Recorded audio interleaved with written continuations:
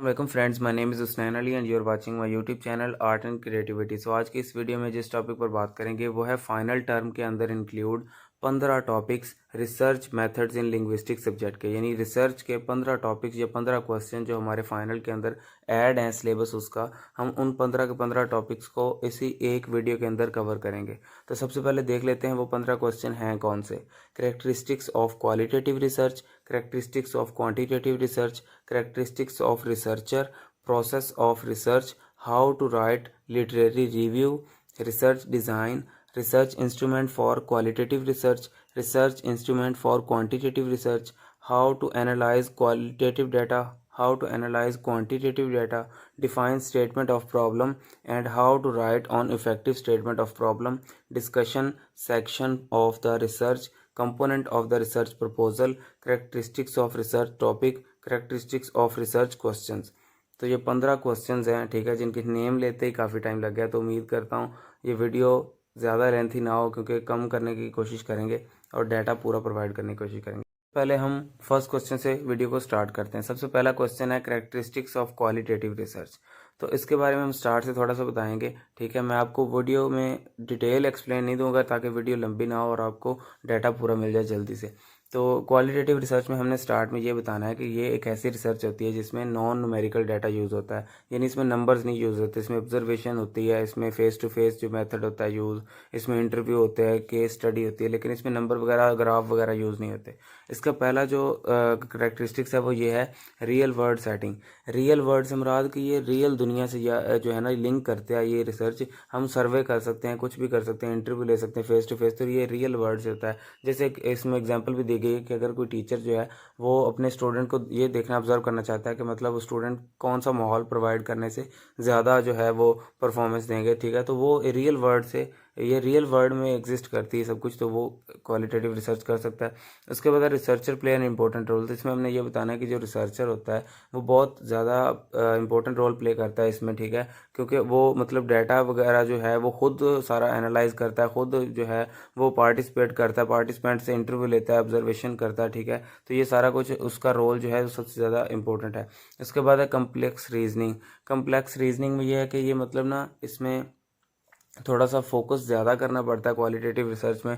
तो जैसे कि इसकी एग्जांपल दी गई है कि कम्प्लेक्स रीजनिंग इसका जो है एक फ़ीचर है जिसमें एक रेस्टोरेंट का ओनर है, ठीक है, अगर उसने देखना है कि लोग मेरे रेस्टोरेंट में दिन के किस किस टाइम किस किस तरह इंटरटेन होते हैं। फॉर एग्जांपल दिन को उसने जो लोग हैं वो म्यूज़िक से मतलब इंटरटेन होते हैं, तो जो ग्राहक वगैरह हैं वो रेस्टोरेंट में ज़्यादा आएंगे, ठीक है, म्यूज़िक लगाने से। रात के टाइम लाइटिंग से ज़्यादा मतलब अट्रैक्ट होते हैं। तो वो बस जस्ट ना मतलब कि रियल वर्ड से हमने क्या करना है कि उनकी मतलब कम्प्लेक्स रीजनिंग करनी है कि किस टाइम वो क्या करते हैं, किस, तो ऑब्जर्व करना है, इसमें ऑब्जर्वेशन वगैरह लगती है, ठीक है। तो ये इसके एक करेक्टरिस्टिक्स है। उसके बाद बताना है पार्टिसिपेंट मीनिंग, कि पार्टिसिपेंट जिस बंदे से हम इंटरव्यू वगैरह कर रहे हैं वो क्या मीनिंग रखता है आपके रिसर्च के अकॉर्डिंग। तो इसमें क्या होता है कि क्वालिटेटिव रिसर्च में हम पार्टिसिपेंट का मीनिंग लेते हैं, ठीक है। अब जो क्वांटिटेटिव रिसर्च है उसमें तो हम नंबर और फैक्ट और फिगर एक एक चीज़ अथेंटिक यूज़ करेंगे। क्वालिटेटिव में जो पार्टिसिपेंट है वो कुछ भी बोल सकता है, उसका मीनिंग ही जो वो है इसका करेक्टर में आएगा, ठीक है। उसके बाद है ऑन गोइंग डाटा एनालिसिस। तो इसमें हमने ये बताना है कि जो कोई भी रिसर्च है क्वालिटेटिव रिसर्च, ठीक है, तो इसमें जो डाटा है ना वो मतलब ऑन गोइंग होता है। जो मर्जी डाटा इसमें हो ना, डिस्कोर्स वगैरह किसी का भी वो चल जाता है क्वालिटेटिव रिसर्च में, लेकिन क्वांटिटेटिव में ऐसा नहीं होता, उसमें अथेंटिक डाटा चाहिए होता है। क्वालिटेटिव रिसर्च में ट्रू भी हो सकता है, फॉल्स भी हो सकता है, ठीक है। तो ये ऑन गोइंग डाटा एनालिसिस होता है इसमें। फ्लेक्सिबल ये होती है कि ये रिसर्च जो है ना ये किसी के लिए भी यूज़ हो सकती है। पहले उसी टॉपिक पे किसी बंदे और ने रिसर्च की थी ना, तो हम उसकी रिसर्च उठा के अपनी रिसर्च के तौर पे यूज़ कर सकते हैं, बस उसमें कुछ एडिशन कर लेते हैं। ये फ्लेक्सिबल होती है क्वालिटेटिव रिसर्च, ठीक है। नेक्स्ट बात करते हैं क्वांटिटेटिव रिसर्च की। क्वांटिटेटिव रिसर्च में थोड़ा सा हमने स्टार्ट में बताना है, ये वो वाली रिसर्च होती है जिसके अंदर जो है हम न्यूमेरिकल यूज़ करते हैं, नंबर्स यूज़ करते हैं, ग्राफ यूज़ करते हैं, रेशियो यूज़ करते हैं, मतलब परसेंटेज यूज़ करते हैं, ठीक है। सॉरी, ये लास्ट में प्रेजेंटेशन लिखा गया ईटीसी, तो इसमें परसेंटेज आना था। ओके, तो अब इसमें जो इसकी करेक्टरिस्टिक्स हैं, लार्ज सैम्पल साइज़, ठीक है, लार्ज सैम्पल साइज़ इसकी एक करेक्टरिस्टिक्स है। जिसमें हमने बताना है कि मतलब ना लार्ज नंबर ऑफ ऑडियंस होती है जिनसे हम डाटा कलेक्ट करते हैं। जैसे हमने 50 लोगों से उनको वो दे के, ठीक है, क्वेश्चन ईयर, ठीक है, हमने डाटा कलेक्ट किया था, तो ये लार्ज नंबर सैम्पल साइज होता है। इसमें सैम्पल यानी कि जिसके ऊपर रिसर्च हो रही है। उसके बाद है दूसरा इसका है स्ट्रक्चर्ड रिसर्च मेथड। इसमें हमने ये बताना है कि हमने इसमें स्ट्रक्चर होता है, ठीक है, इसमें हम ना कुछ क्वेरीज होती है, कुछ क्वेश्चंस होते हैं, ठीक है, क्वेश्चन हम यूज़ करते हैं, सर्वे करते हैं लोगों का, ठीक है, और इस तरह हम जो है उनसे अपनी रिसर्च का जो है डाटा वो कलेक्ट करते हैं, ठीक है। इसका एक स्ट्रक्चर वेल होता है जिसके ज़रिए मतलब हम ऑडियंस को कोई चीज़ देते हैं, उनके क्वेश्चन वो उनसे फिल करवाते हैं, लेते हैं, ठीक है। तो ये एक स्ट्रक्चर होता है। हाईली रिलायबल आउटकम, ठीक है, तो इसकी जो आउटकम है ना वो हाईली रिलायबल होती है, ठीक है, मतलब मोस्टली जो है वो ठीक होती है, क्योंकि हम इसमें क्लोज एंडेड जो है ना वो क्वेश्चन देते हैं। जैसे हमने एमसीक्यूज बनाए थे, तो एमसीक्यूज वो जो पार्टिसिपेंट हमें आंसर दे रहा है वो हमारे ही तो एमसीक्यूज चारों में से कोई एक ऑप्शन चूज़ करेगा ना, वो बहुत कम जो है वो गलत ऑप्शन को चूज़ करते हैं, मोस्टली सही को चूज़ करते हैं। लेकिन क्वालिटेटिव रिसर्च में उनको पता ही नहीं होता कि उसके पास ऑप्शन नहीं होते, तो वो खुद से जो भी आंसर देता है मोस्टली गलत देते हैं। क्वालिटेटिव रिसर्च की निस्बत क्वांटिटेटिव रिसर्च जो है वो रिलायबल डाटा आउटकम देती है, ठीक है। उसके बाद बताना है क्लोज एंडेड क्वेश्चंस। तो क्लोज एंडेड क्वेश्चन में हमने ये बताना है कि ये भी एक इसकी कैरेक्टरिस्टिक्स है कि हम इसमें मोस्टली जो है क्लोज एंडेड यूज़ करते हैं, जैसे एमसीक्यूज वगैरह। तो जो इसके आउटकम होती है, ठीक है, वो हमेशा अथेंटिक होती है, right to the questions then open ended questions. यानी कि ओपन एंडेड क्वेश्चन की निस्बत क्लोज एंडेड जो होती है ना, ये हमें अथेंटिक इन्फॉर्मेशन या फीडबैक देते हैं। उसके बाद बात करते हैं न्यूमेरिकल आउटकम। तो इसमें जो है न्यूमेरिकल आउटकम्स होती हैं, मतलब जब हम कोई भी डाटा वगैरह कलेक्ट कर लेते हैं, तो उसके बाद में आउटकम यानी कि लास्ट में हमें जो मिलता है वो ग्राफ मिलते हैं, वो परसेंटेज मिलती है, वो नंबर्स की शक्ल में मिलते हैं, ठीक है, सारा डाटा, तो न्यूमेरिकल आउटकम कहलाएगी। उसके बाद है प्योर स्टडी। प्योर स्टडी में इसका ये मतलब है कि प्रीवियस स्टडी जो है ना उसको भी हम इसमें यूज़ कर सकते हैं, ठीक है, किसी और रिसर्च की जो डाटा था उसको भी हम अपनी रिसर्च में यूज़ कर सकते हैं, रेफरेंस देके, न्यूमेरिकल्स की फॉर्म में, उनके ग्राफ्स की फॉर्म में, उनके सर्वे के फॉर्म में, ठीक है। तो नेक्स्ट थर्ड क्वेश्चन की बात करते हैं, question number 3, characteristics of researcher. तो ये हमारे डॉक्टर फर साहब ने जो क्लास में करवाए थे ना करेक्टरिस्टिक्स, हम वही लिखेंगे, ठीक है। इसमें हम सिर्फ मैं आपको जस्ट टू दी पॉइंट बताता जाऊँगा, आप इनको लाइंस की फॉर्म में लिखते जाइएगा कि कम्पिटेंट इन द फील्ड, ठीक है, कम्पिटेंट रिसर्चर को कम्पिटेंट होना चाहिए, न्यूट्रल होना चाहिए, अनबाइस्ड होना चाहिए। अनबाइस्ड मुराद है कि वो ना नेगेटिव ना रहे किसी बंदे को, अपनी सेल्फ जो है ना उसको मिटा के सिर्फ सर्वे करे। ये नहीं कि अगर उसको कोई बंदा गलत लग रहा है तो वो गलत ही होगा, नहीं, ऐसा नहीं होना चाहिए, अनबायस नहीं होना चाहिए। हार्ड वर्किंग होना चाहिए, ठीक है, पेशेंस टू द, मतलब उसके पास सब्र होना चाहिए डिफिकल्टीज़ को फेस करने के लिए। ऑनेस्ट होना चाहिए, ट्रूथफुल होना चाहिए, एनालिटिकल होना चाहिए, ठीक है, डिवोटेड होना चाहिए, सोशल एबिलिटी होनी चाहिए, friendly, intelligent, communicator, quick thinker, curious, sympathetic, problem solver, good observer, responsible. उसके बाद एक्शन ओरिएंटेड। उसके बाद एक्सपीरियंस होना चाहिए, well versed in research, logical, focused, adaptive. उसके बाद है clear headed, open minded, good listener, punctual, manager, objective, cool minded, ठीक है। तो ये सारी जो करेक्टरिस्टिक्स थी वो रिसर्चर की थी। उसके बाद बात करते हैं प्रोसेस ऑफ रिसर्च।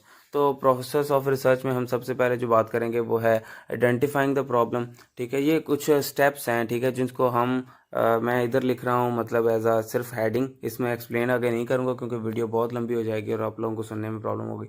तो जो है सारा डाटा कवर करना है इसलिए। और ये मैं आपको बता दूं, हमारे जो जूनियर्स हैं 5th सेमेस्टर वाले, उनको भी डॉक्टर फरूख साहब पढ़ा रहे हैं। तो उन्होंने उनको क्या तरीक़ाकार दिया डॉक्टर फरूख साहब ने, उनको कहा है कि 10 शॉर्ट क्वेश्चन आएंगे और 2 लॉन्ग आएंगे। 2 लॉन्ग 10-10 नंबर के होंगे और जो शॉर्ट होंगे वो 3-3 नंबर के होंगे, मतलब कि टोटल इस तरह 50 नंबर बनेंगे, 30 नंबर के शॉर्ट्स और 2 लॉन्ग। तो ये सारे मतलब 15 के 15 क्वेश्चन लॉन्ग में तो आएंगे नहीं, इसलिए शॉर्ट के तौर पे भी आप लोग कर सकते हैं, हेडिंग आपको मिल गई है, और अगर आप सेल्फ में इनको एक्सप्लेन करना चाहें तो वो भी कर सकते हैं। तो प्रोसेस ऑफ रिसर्च में हमने बताना है identifying the problem, reviewing the literature. यानी जैसे हमारा अपना नहीं हमने किया था इंट्रोडक्शन, लिटरेरी रिव्यू, मेथडोलॉजी, तो ये वही प्रोसेस है लेकिन इनको थोड़ा सा और तरीके से एक्सप्लेन किया हुआ है, तो गूगल पे या ये इंटरनेट पे इस तरह। Identifying the problem, reviewing literature, setting उसमें questions, objective, hypothesis, choosing the study design. उसके बाद जो है deciding on the sample design, ठीक है, collecting data, processing and analysing data, writing the report.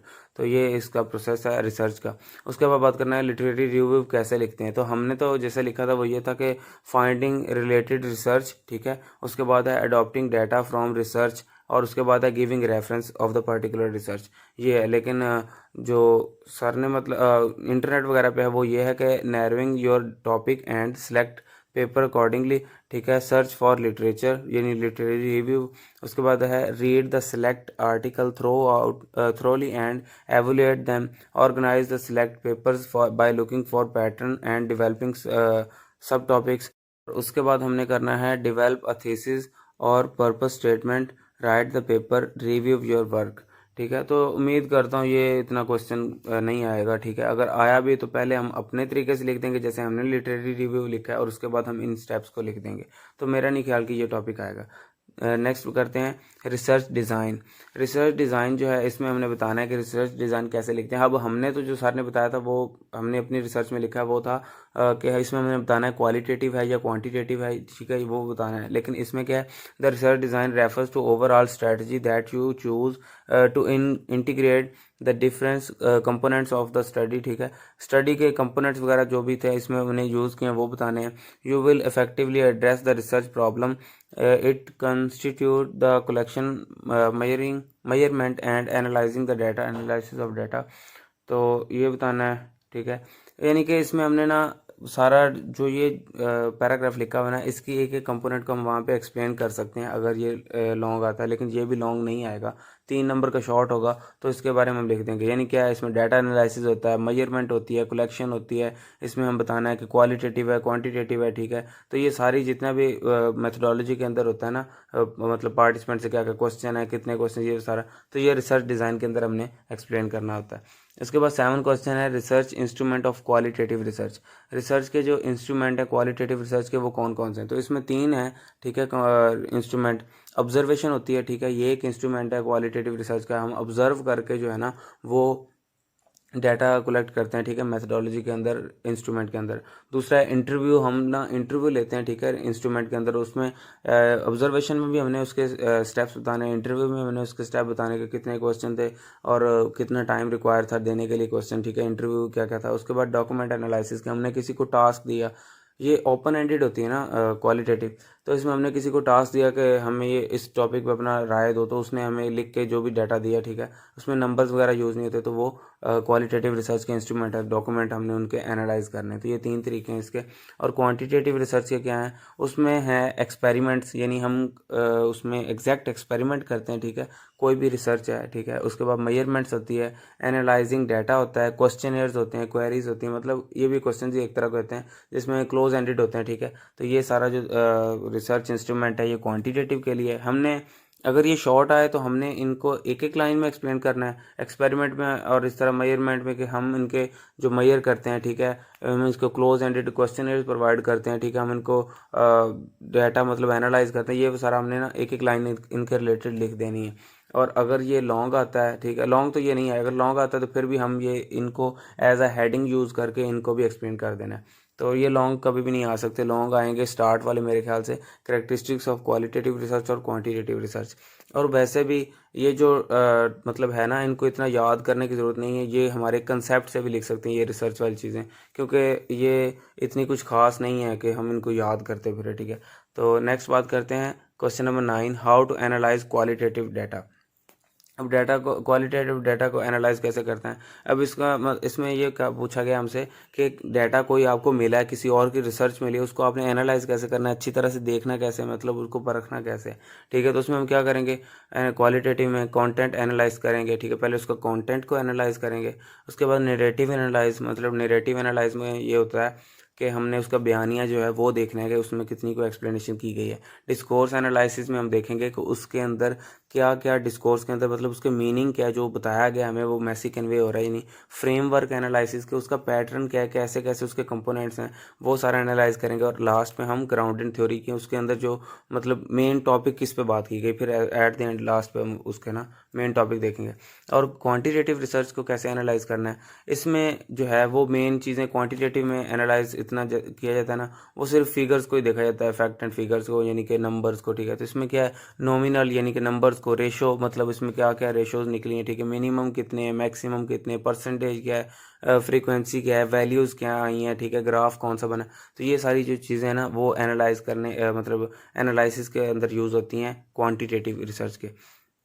Next question number 11 है define statement of problem and how to write an effective statement of problem, यानी कि define करना है statement of problem को। तो statement of problem हमने लिखा था, ठीक है, जो अपनी रिसर्च में भी, तो उसका भी हम अपना जो है वो सेल्फ में दे सकते हैं अपना आंसर, लेकिन इसमें जो बताया गया गूगल पे या इंटरनेट पे वो भी हम देखते हैं।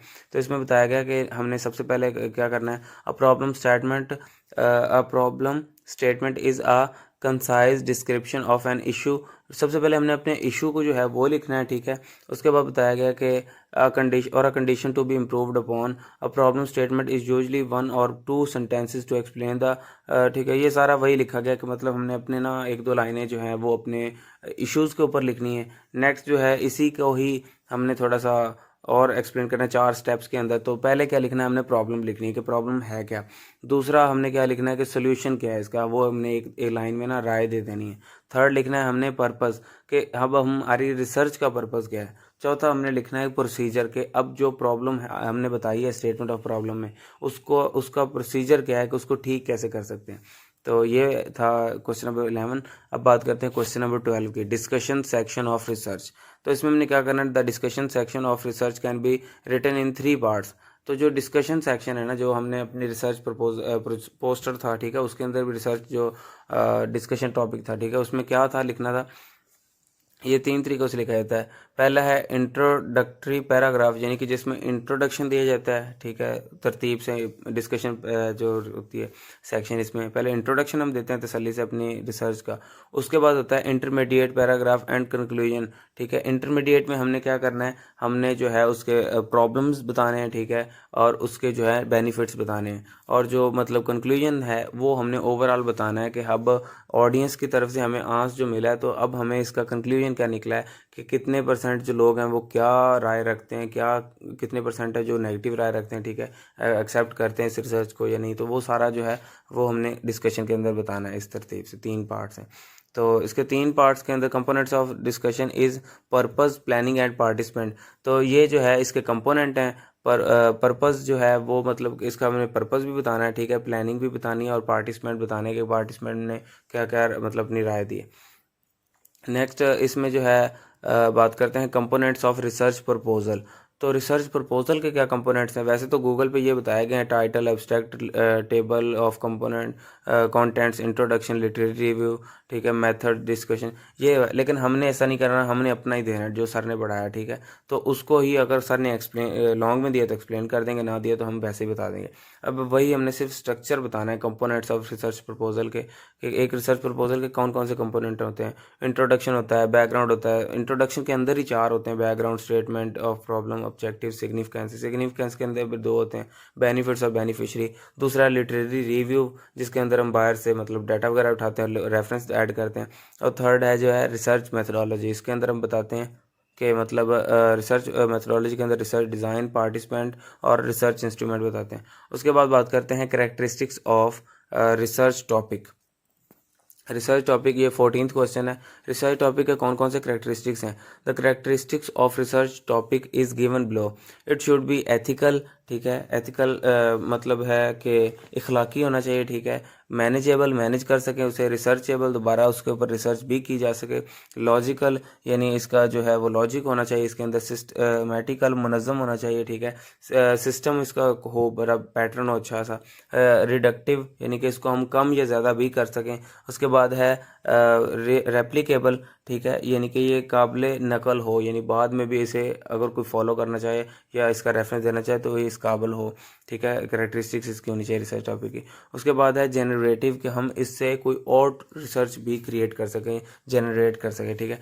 तो उसके बाद 15 यानी लास्ट जो क्वेश्चन है, characteristics of research question.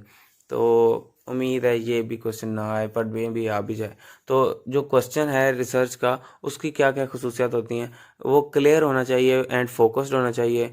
Not too broad, not too narrow, ठीक है, not too broad, not too narrow, not तो बहुत ज़्यादा जो है बिल्कुल ही हो ओवरऑल, ठीक है, जिसमें मतलब जिसकी कोई हद ही ना, जो गलत लगे, ठीक है, या बहुत ज़्यादा नैरो ना हो कि मतलब बंदे को वो भी बुरा लगे, मतलब दरमियाना हो, ठीक है। उसके बाद नॉट टू इजी, ना तो बहुत ज़्यादा आसान हो, नॉट टू डिफ़िकल्ट, ना बहुत ज़्यादा मुश्किल हो, ठीक है, रिसर्च क्वेश्चन, ठीक है। उसके बाद है रिसर्चेबल, ठीक है, वो उस पे ऊपर दोबारा रिसर्च भी की जा सके, वो किसी और रिसर्च के ऊपर भी जो है ना अप्लाई हो सके।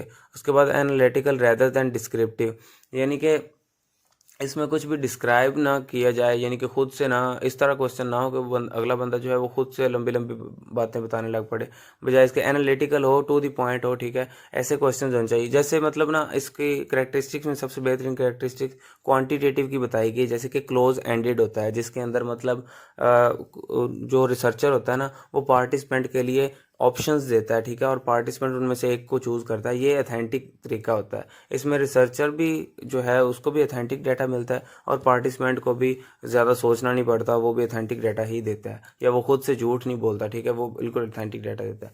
तो ये था आज का टॉपिक, जिसमें हमने फाइनल टर्म के सारे जो हैं क्वेश्चंस उनको कवर किया है। तो उम्मीद करता हूँ आपको ये वीडियो पसंद आई होगी। अगर वीडियो पसंद आई तो मेरे चैनल को सब्सक्राइब करें, वीडियो को लाइक करें।